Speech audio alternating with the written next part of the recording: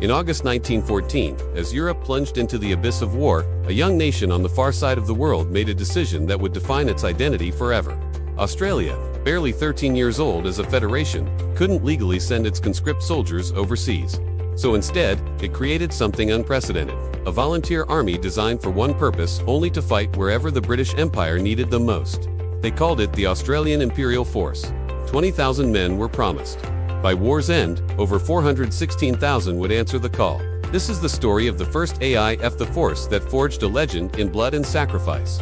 Within weeks of Britain's declaration of war on Germany, Brigadier General William Throsby Bridges and his Chief of Staff, Major Brudenell White, crafted the blueprint for Australia's expeditionary force.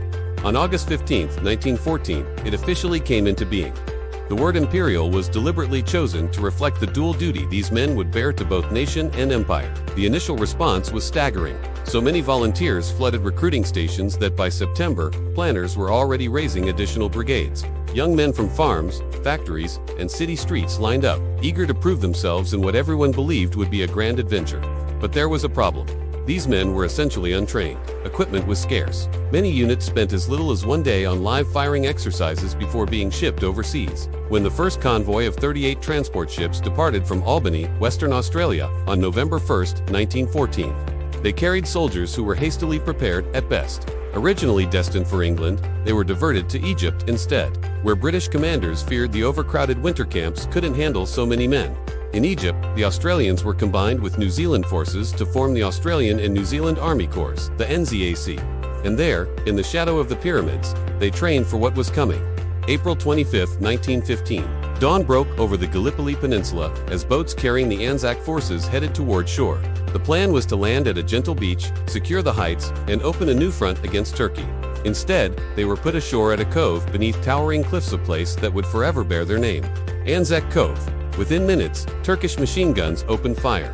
Men fell before they even reached the sand. Those who survived scrambled up steep ravines under murderous fire, trying to establish a foothold on ground that gave every advantage to the defenders. What followed was 8 months of hell. The Australians, reinforced by a 2nd Division in August, clung to narrow stretches of beach and cliff faces, enduring sniper fire, artillery bombardment, disease, and the brutal summer heat. The dead couldn't always be buried. Water was scarce. Flies swarmed everywhere. In May, Bridges himself was shot by a sniper and died of his wounds, the first commander of the AIF, gone before the campaign even reached its halfway point. By December 1915, British commanders finally accepted what the soldiers had known for months. Gallipoli was a disaster. The evacuation was executed flawlessly, the one part of the campaign that went according to plan. The Australians withdrew without losing a single man in the final departure, but they left behind 8,141 dead and over 26,000 casualties. Back in Egypt, the AIF underwent a massive expansion. 5 infantry divisions were created. The Australian Corps would become the largest corps fielded by the British Empire and France, over 109,000 men at its peak.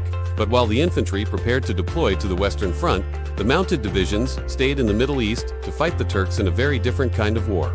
March 1916. The infantry divisions began arriving in France and Belgium, taking positions south of Armeniers. For the next 2.5 years, they would be thrown into nearly every major battle on the Western Front. The meat grinder was waiting. July 19, 1916. The Battle of Fromelles. The 5th Division attacked German positions in what became one of the worst disasters in Australian military history. In just 24 hours, 5,533 men were killed or wounded. 4 days later, the 1st Division assaulted Pasiers, and by the time they were relieved on July 27, they'd suffered over 5,200 casualties. The 2nd Division took over, then attacked Mouquet Farm in August with another 6,300 casualties. In 45 days on the Somme, the AIF lost 23,000 men. The pattern continued. Bullecourt in April 1917 to 3,000 casualties in a single failed assault. The Second Battle of Bullecourt in May cost another 7,500 men. At Messines Ridge in June, they detonated 1 million pounds of explosives under German trenches, creating the largest non-nuclear explosion in history. The attack succeeded, but 6,800 Australians fell. Then came Passchendaele 8, weeks of fighting in mud, so deep men drowned in shell craters. Another 38,000 casualties. The slaughter was unsustainable. Back in Australia, Prime Minister Billy Hughes tried twice to introduce conscription through referendum.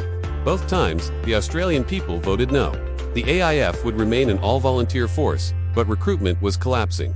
Men who de-enlisted in 1914 were being granted home leave by 1,918. Of the original 32,000 who left Australia in late 1914, only 7,000 survived to see war's end. Reinforcement drafts couldn't keep pace with losses.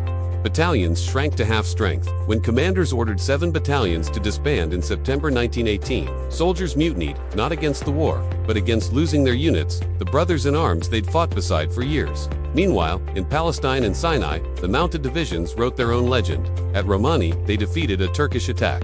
They captured Beersheba with a cavalry charge straight out of another century, the 4th Light Horse Brigade thundering across 4 miles of open ground to seize the wells and 700 prisoners. They fought at Gaza, Jerusalem, and Megiddo, pushing the Turks back until the Ottoman Empire surrendered on October 30, 1918. But it was on the Western Front where the AIF's reputation was truly forged. By 1918, the Australians had become one of the most feared assault forces in the British Army. When the Germans launched their spring offensive in March, throwing 63 divisions against the Allied lines in a desperate bid to win before American reinforcements arrived, Australian divisions rushed south to stem the tide. They fought at Dernancourt, Villers-Bretonneux, and Hamel, where General John Monash, now commanding the Australian Corps, pioneered the use of combined arms aircraft, artillery, infantry, and tanks working together. Then came August 8, 1918. The day the Germans called the Black Day of the German Army. For Australian divisions spearheaded the assault at Amiens, punching through German lines using Monash's tactics. The advance continued through September and into October. At Mont Saint-Quentin, Australian troops stormed one of the most heavily fortified positions on the Western Front. Their final battle came at Montbretagne on October 5th. By then, battalions that should have numbered 1,000 men were down to 300. The Australian Corps was pulled from the line, spent and exhausted, 6 weeks before the armistice. The cost was staggering. Of the 331,781 Australians sent overseas, 61,519 never came home. Another 150,000 were wounded, gassed, or broken. A casualty rate of 64% among the highest of any nation in the war. 64 Victoria Crosses were awarded. The AIF had earned its reputation as one of the finest fighting forces on Earth, but the price was almost beyond comprehension. When the armistice came on November 11, 1918, the demobilization began. Most returned home by 1919, though a handful participated in the occupation of the Rhineland. The AIF officially disbanded between 1919 and 1921. Its temporary units dissolved. Its battle honors passed to the permanent Australian military. But the men who served the diggers, as they were known, became legends. Their achievements at Gallipoli, Villers-Bretonneux, Beersheba, and 100 other blood-soaked fields became the foundation of the Anzac legend, a mythology of courage, sacrifice, and mateship that defines Australian identity to this day. They were volunteers, they were citizens, and they changed the course of history. Subscribe for daily feature videos.